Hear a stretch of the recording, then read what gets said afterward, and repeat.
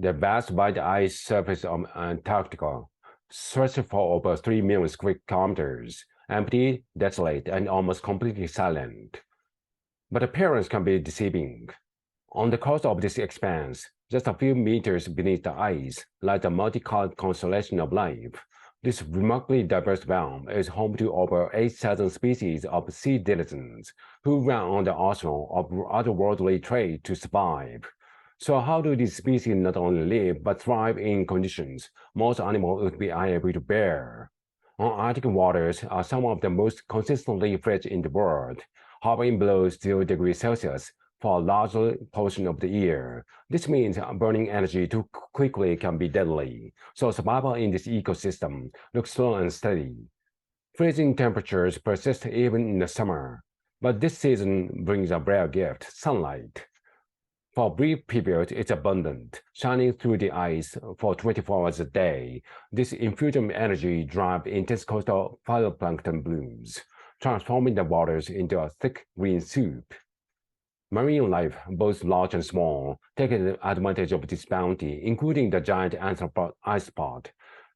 Cousin of the humble peelbug, these crustaceans can reach up to 11 centimeters long and never miss an opportunity for a meal.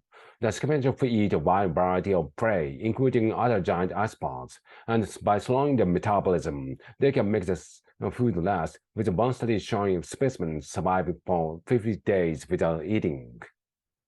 Since this adaptation involves careful conservation of energy, giant isopods spend most of their time stationary or inching across the seafloor.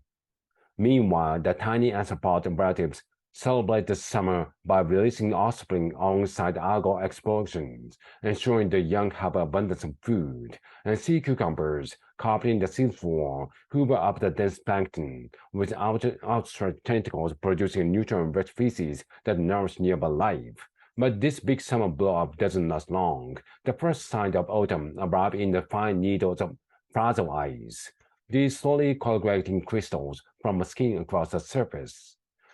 They're mixed with falling snow before freezing into a thin crust of ice. The water gets darker and colder, and in this swiftly dimming world, a set of long spiky limbs sight into view.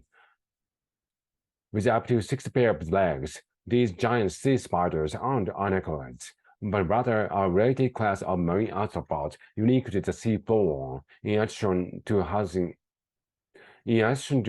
some of the animal's organs. Its legs are covered in tiny holes, which grow more numerous as the spider ages. These holes will likely help absorb the dissolved oxygen that saturates these freezing southern waters, since the oxygen field grows.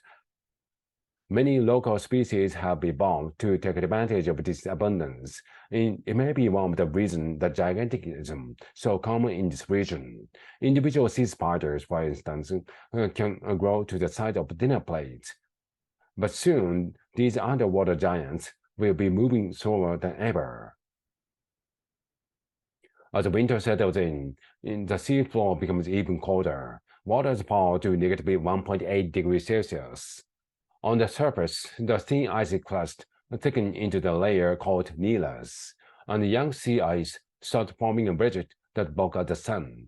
The ocean begins to mirror the still landscape above it. Antarctic sea cucumbers and urchins go into dormancy for months, and the metabolic rates fall to the slowest on Earth. Antarctic limpets continue feeding, but at such a gradual pace that they are largely still surviving on the energy reserved from the summer. Tiny crustaceans survive out the trace of the algae, growing on the home's icy ceilings, raising the young in this expansive winter nurseries. But this seemingly endless winter won't last forever. As spring comes, light slowly begins to trickle back down through the ice, and week by week, day by day, this underwater world will begin waking up to begin its delicate, slow-motion dance once again.